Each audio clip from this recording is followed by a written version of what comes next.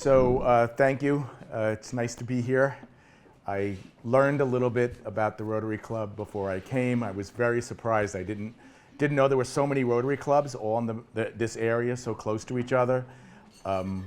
It's obviously a wonderful organization with a noble mission. And I think that really, I would hope that all organizations and all businesses and all professions would aspire to, ethical standards, at the least, in the saying, first do no harm. I mean, if you can't help, then at first do no harm, as the Hippocratic Oath says. And unfortunately, in my world of kitchen design, that is something that's, I don't know if I'd say rarely, but very often not accomplished.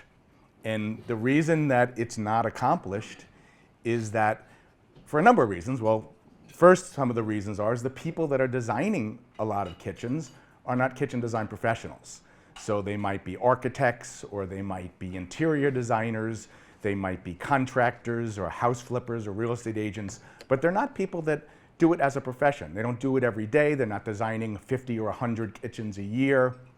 They don't work for a kitchen cabinet dealership. So they're making mistakes because they don't know any better.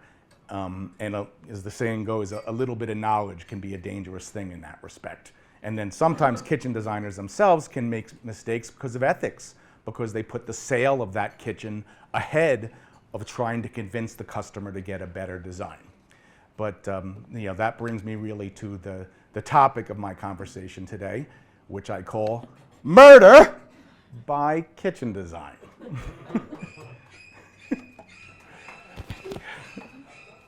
So, if you turn to the first slide. So we have a whole lot of kitchens here. This is the first one.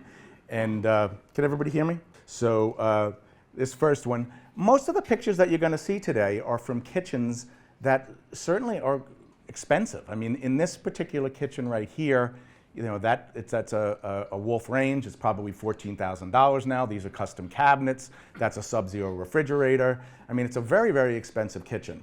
And you can make a kitchen dangerous. We're going to see all these kitchens today that essentially could murder you.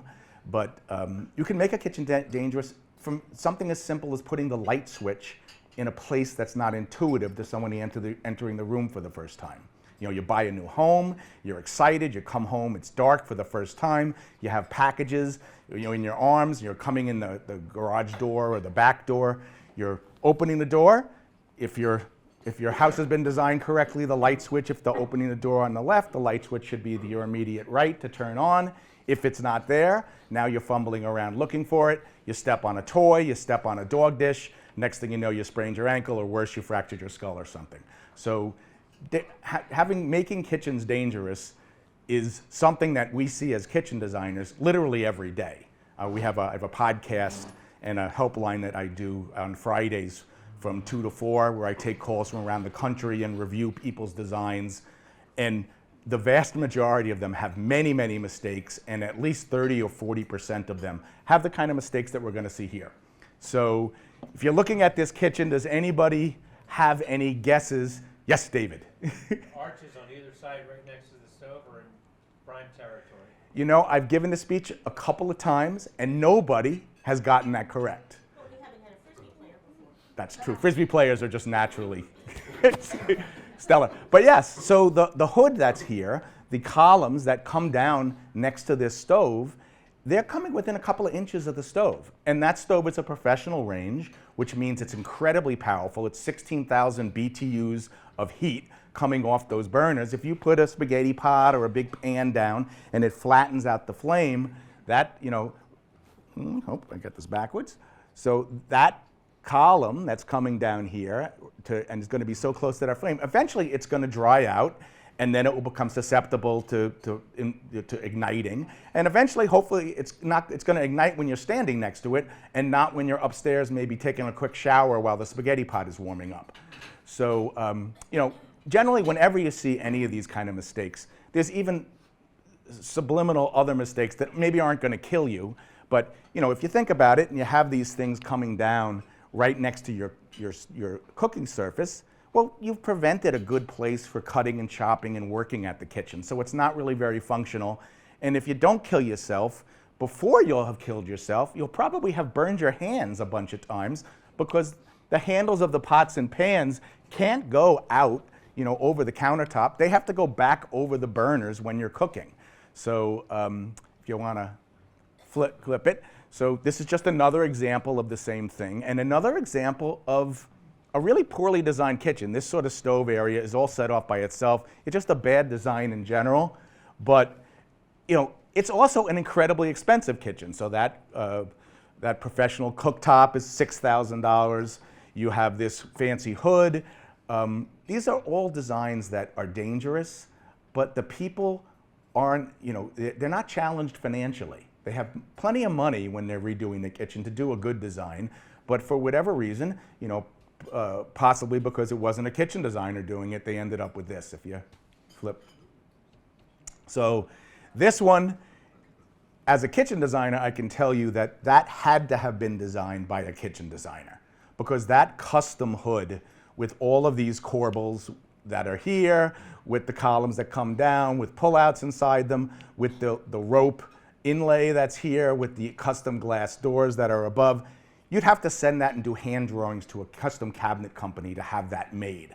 So somebody that was knowledgeable in kitchen design sold this to a customer, and it's not quite as dangerous as the other ones we saw, because this cooktop that's here is not a professional, incredibly powerful cooktop, but it's definitely going to discolor these cabinets over time. So the designer that did this really knew better, but then, this hood is $10,000. They took the customer's money before they really protected them from, having a kitchen that would go undamaged for a long period of time. So this is the normal thing that you see in old-fashioned kitchens. The need for someone to have two ovens and to have them stacked and use up that countertop space just forced everything close together and put the burners close to the side of the ovens. Eventually, if you have that in your own house or have had it in the past, it gets scorched over time, and if, maybe it doesn't start on fire, but, it ruins the side of the cabinet. So now we're going to move on to a new problem. Dave seems to be our expert. I'll give you a clue that it is not something front and center. It's a little bit farther back, but can anybody see what the problem with this kitchen is? Any guesses? Okay, move on. So the problem with this is that the range here is really right next to this window. So that's something that's against building code, but the reason that you're not supposed to be doing this is if this shade is drawn all the way down and you have a fire on the stove, it can jump to the blinds. These blinds look like they're very flammable.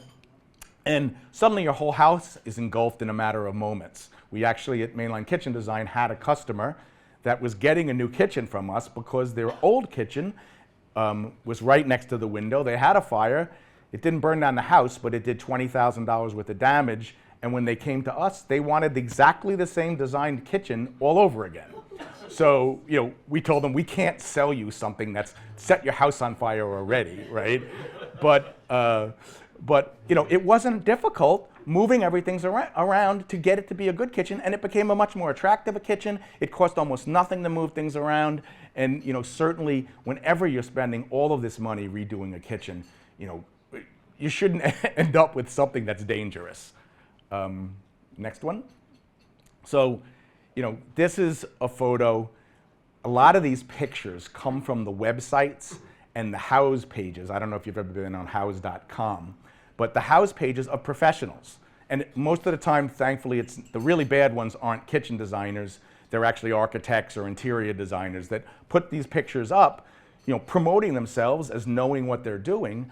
But if you're a knowledgeable professional, this is not getting you any praise from us.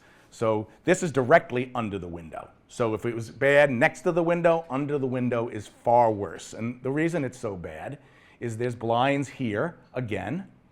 When these blinds come down all the way, if you pull them all the way down because you wanted some privacy, and then you turn this, again, professional range on, what happens if you study science at all is the air pressure in front of the area that's hot lowers, and then it pulls things towards it. And so the blinds actually get pulled right in front of the burners, and it will instantly set your, your blinds on fire, were you to pull these blinds all the way down.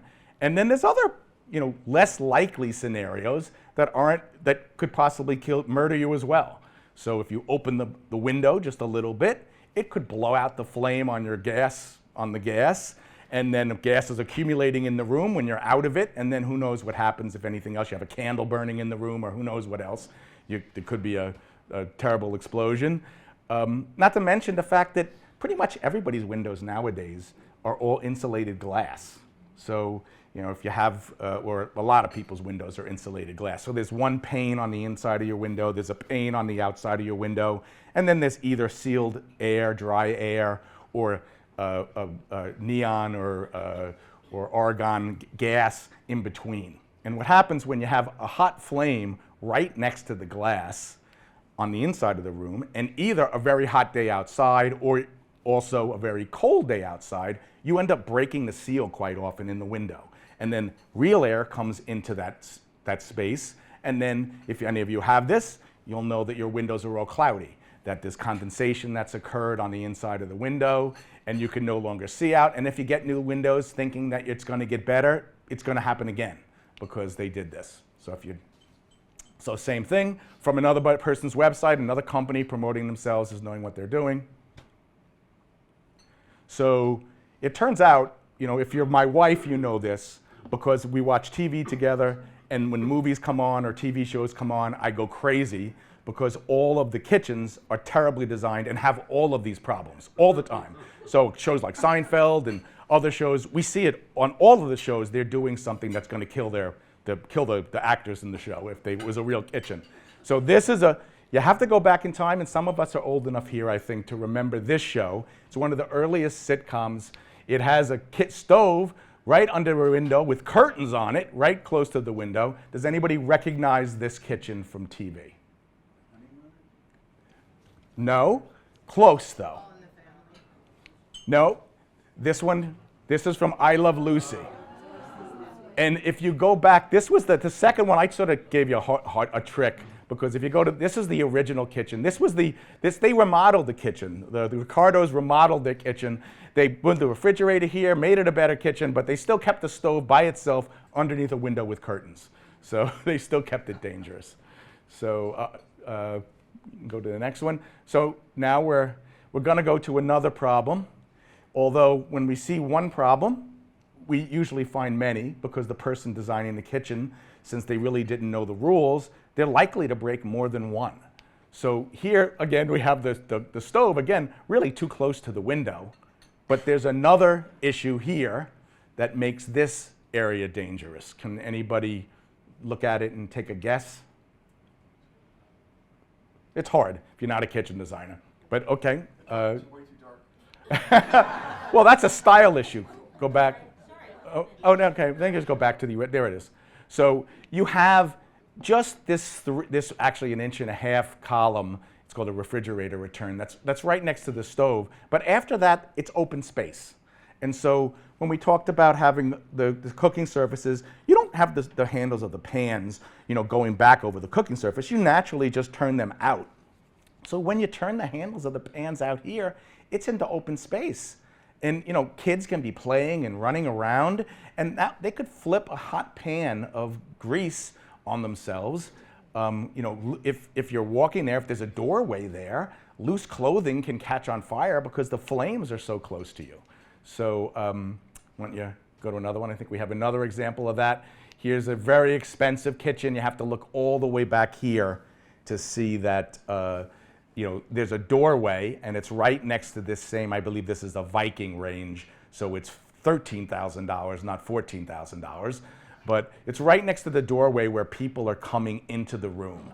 So, I mean, it's wintertime. People wear scarves, have loose clothing. People have long hair. There's kids playing, handles of pots turned out. I mean, this kitchen is, who knows? It's now, today, this might be a $80,000, well, maybe even more than that. The appliance package is probably $35,000 alone, but maybe a $100,000 kitchen, and it's designed so that it's incredibly dangerous, and sooner or later is going to injure somebody. So This is pretty much the worst kitchen in the world. We have this on our website as an example sort of what not to do. But it's got all the problems all crammed into one. It's got the curtains right next to the stove. It's got a doorway from the exterior of the house coming in with people bringing packages and loose clothing coming right past the open flame. Again, it has a professional Viking range that's $6,000. It has no countertop on either side of the range, in between the sink and the stove. These are custom cabinets, by the way, so even though this design looks horrible, the cabinets are incredibly expensive. So it just what a waste of money. So, like I said before, many of the sitcoms that we see have this problem. Here the cooktop's on this tiny little island. It's right next to the refrigerator, so somebody that opens the refrigerator that steps back into something that's cooking. Just to make matters worse, they do this on the Cosby Show. They did it, and they did it on the Partridge Family. Sorry, they did it on the Partridge Family, where they put the phone right here. So if someone's talking on the phone, they can maybe lean backwards up against the island and ignite themselves from whatever cooking. But just the thought process or the lack of the thought process going through these things and how common they are, is sort of shocking. So, Paul and Jamie from Mad About You, same thing, stove on the end of a run. Ferris Bueller had the day off. Fortunately, he wasn't cooking. This is the floor plan for a house designed by a TV architect with, you can see here, the cooktop on the end of this island, with the family eating at this little table where people can be leaning back right into the flames on the cooktop or the stove. Anybody recognize this floor plan from TV? Brady Bunch? Yes, it's the Brady Bunch. So there you go. Dave is a star.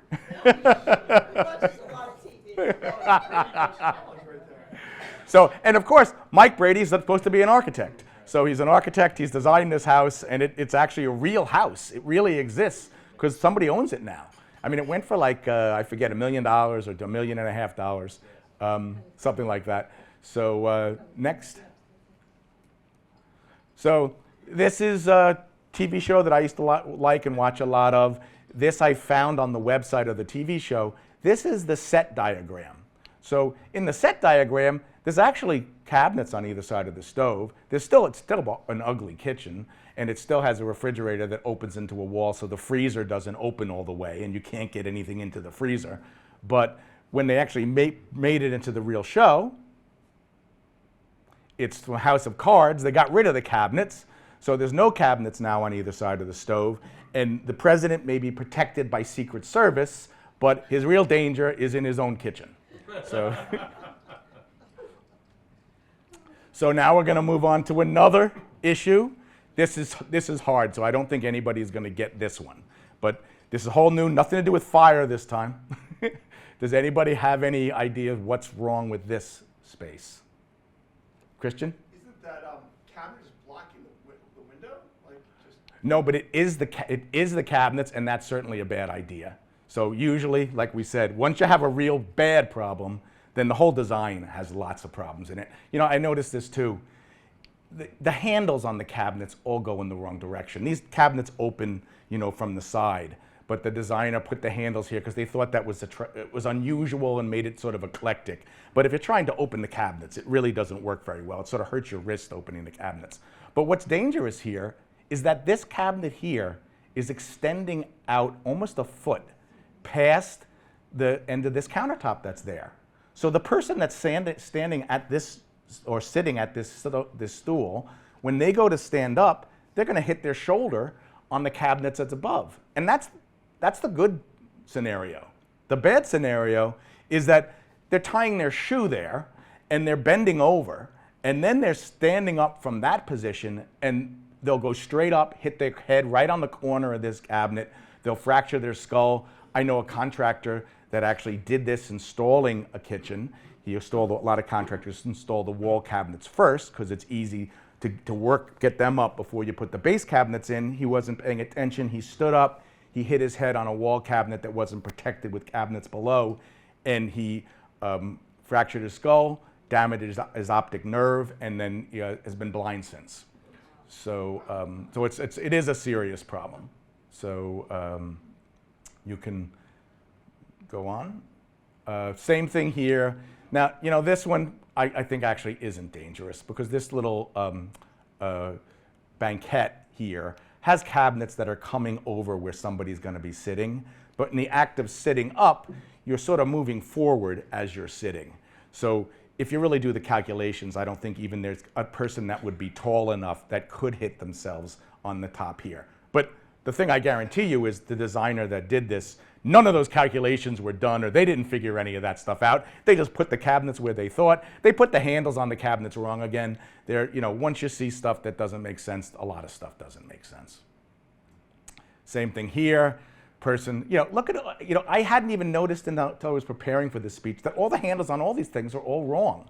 So these people this designer just stopped short of here. If they had just come down here, they would have had more countertop. They wouldn't have created this funny space, and it wouldn't have been dangerous. But, that's how little they were thinking. This kitchen, we should expect to murder somebody. I don't know if anybody watches or watched the old version of this show. But this is the kitchen from Dexter.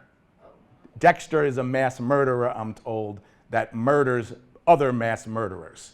So it's not surprising that his kitchen will murder you. And the way it will murder you is these cabinets actually are lower than the actual doorway. And then it's about 6'4" by my calculations. Somebody opening this cabinet, leaning down, stands up. If they're 6'5" or above, they hit their head. This one is sort of not very intuitive.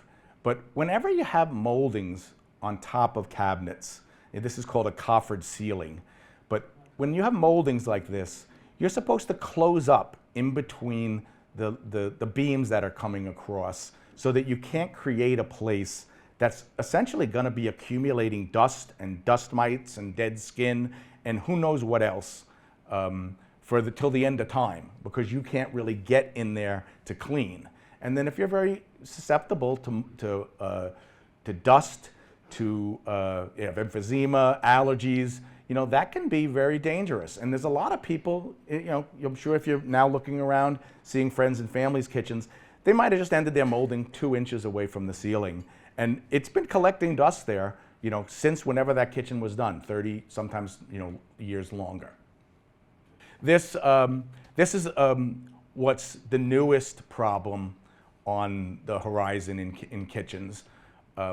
These are inset cabinets where the cabinets actually, the doors to the cabinets aren't on the outside of the cabinet. The doors are flush with the face of the cabinet. You can sort of see that, I think, in the picture, that these doors are just even with the face of the cabinet. So if you have the appliances and you're putting the ovens in the cabinet and you did it normally, they'd be jutting out very far. But now what's popular, and appliance companies show it because appliance companies don't protect customers at all. They have a whole history of decades of doing things that can endanger people.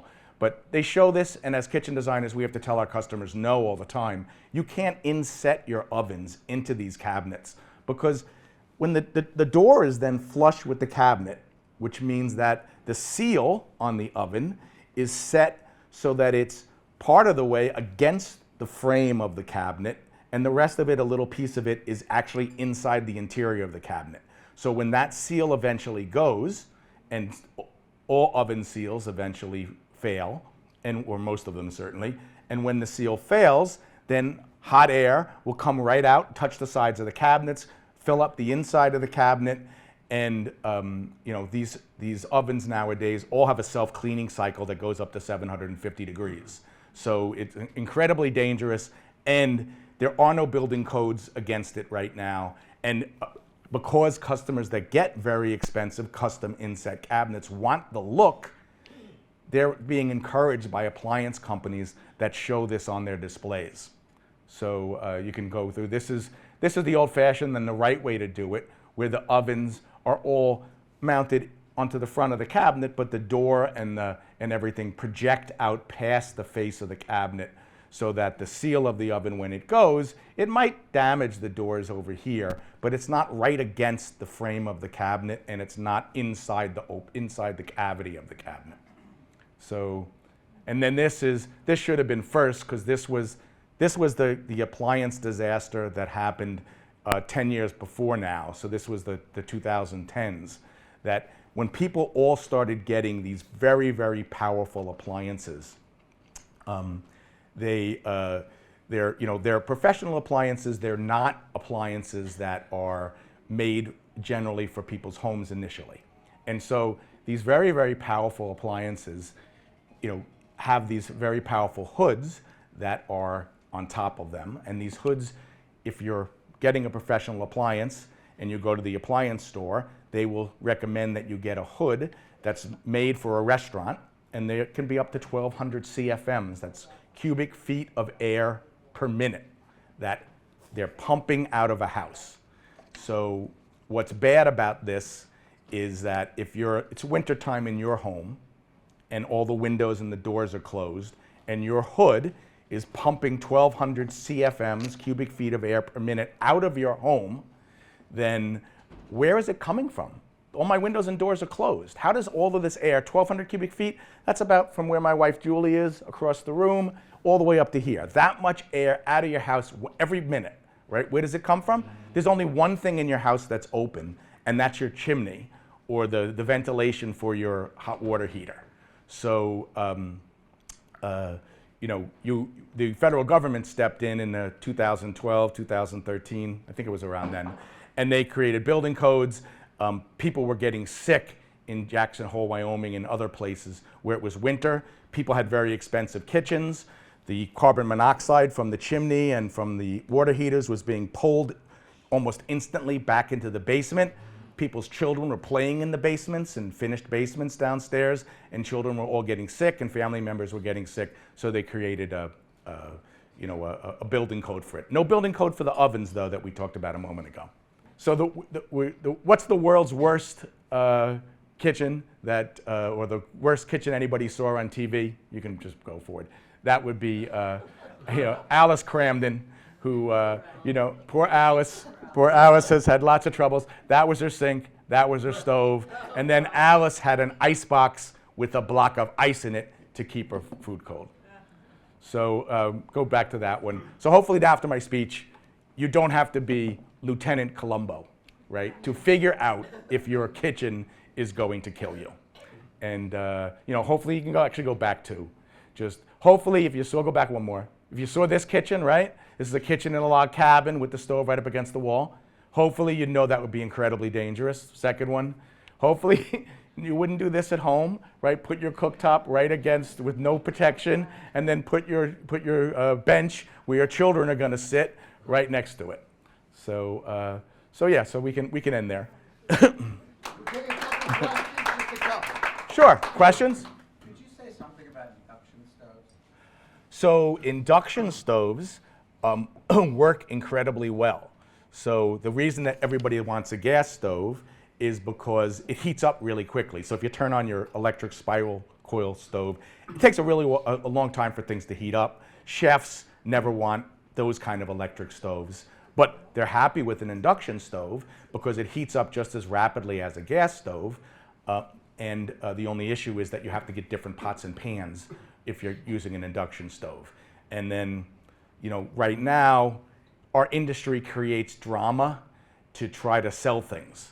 So now the drama is, and we know gas in your home and burning, you're burning things that you're trying to capture. If you remember to turn on your hood, you're vacating any of the carbon monoxide and some of the other fumes that are given off when you operate a gas stove. But then we don't really know quite what an induction is going to do to you over time. It's sort of like our cell phones that we have pressed against our ears all day. We don't really know what that magnetic field that's being created, what that's going to do to us over time. I suspect it's around even. But both things work really well. And so if I didn't have gas in my house, I certainly wouldn't add it to get a great cooking surface. You could do that with an induction surface. Lib? Any thoughts or ideas about features to put into a kitchen for people who want to age in place?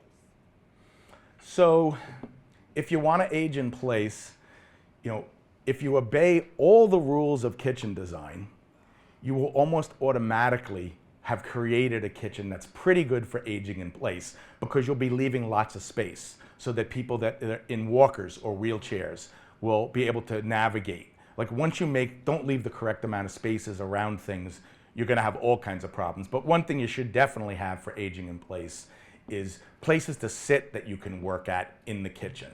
So maybe a lower countertop, or even if you're sitting on stools, well done stools, but a place that you can be cutting and chopping and doing the work without having to be standing up to do it.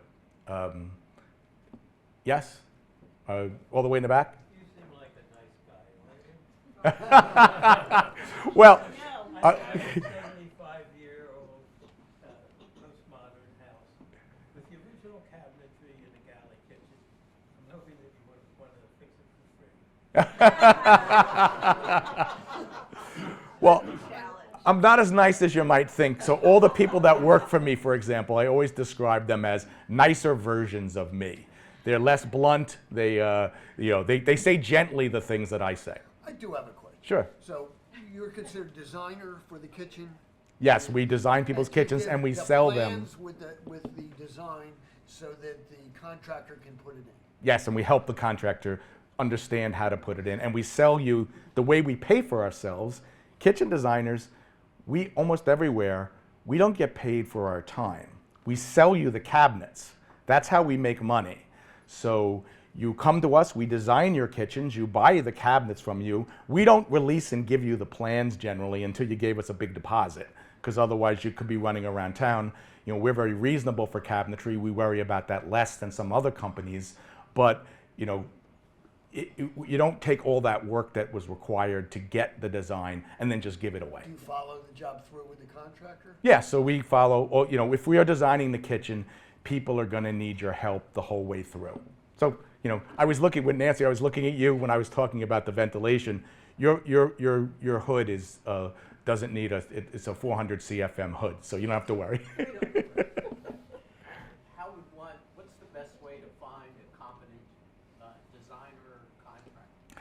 So the best way to find a good contractor, we actually do it. We do it for people. We do it for anywhere, like on my helpline on Fridays from 2 to 4. We'll give people advice from people that are our competitors. They can show us their designs, and we'll, advise them. I mean, we can't really advise them when they're local on a contractor, that's, because you're too close to us for that. But what we could. But how would I find you in the first place? Oh, us? Name of our company's Mainline Kitchen Design. If you actually Google kitchen design, kitchen cabinets, if you're located in this area, we will come up on the first page of a Google search. What's criteria for good designers, which would basically So- be reviews? So yeah, I think that actually for contractors and for kitchen design places, Google's great. I mean, if people have bad experiences, they'll write bad reviews. In fact, if you go to our reviews, we have 4.9 on Google and 120 reviews. But if you look at the bad reviews that are for our website, they're not people that actually bought kitchens from us. They're people that called us up and talked to me. And I got them really mad because I told them something that they didn't want to hear. And it made them incense them. So, but yeah, so that's a good, when I go out to a restaurant, I do the same thing. I read the reviews, and then if the people that are complaining, it gets 4.5 stars, but all the 1-star reviews are the place is too expensive, or the waiter took too long to get here. It's like, I can live with that. If the food is good, that's what I'm looking for. So, read the reviews. Yeah. Is there any kind of regulatory group that oversees kitchen design? Not as much, very little. So there is now, the federal government used to be called CARB 2 compliance. In California was the first state that put regulations out on how much off-gassing and formaldehyde kitchens could give off. Now the federal government regulates it, but beyond the lowest standard possible, there are no other entities that regulate that. And all these things that are dangerous, there's building codes, but a lot of times the building inspectors aren't aware of them. Most of the worst ones they are. Oh, one last question. Sure. You had to drive a nail into a kitchen wall, what tool would you use? You're gonna say a hammer? I would tell you that there's a tool that when I was a contractor a million years ago, it's a painter's tool. It's called a 5-in-1 because it does 5 different things. And all the other workers that work with me would know that if I didn't have a hammer and there was something I needed to hit, I would pick up the first tool next to me and I might start hitting it. So one of the guys said, all Paul's tools are 5-in-1s. I just wanted to hear you say hammer. Oh, hammer. I'll say it correctly, hammer. Hammer, there you go. Thank you. We have a gift for you. Okay. Thank Read you. our speaker. All right, thank you so much. What? Oh, okay, all right.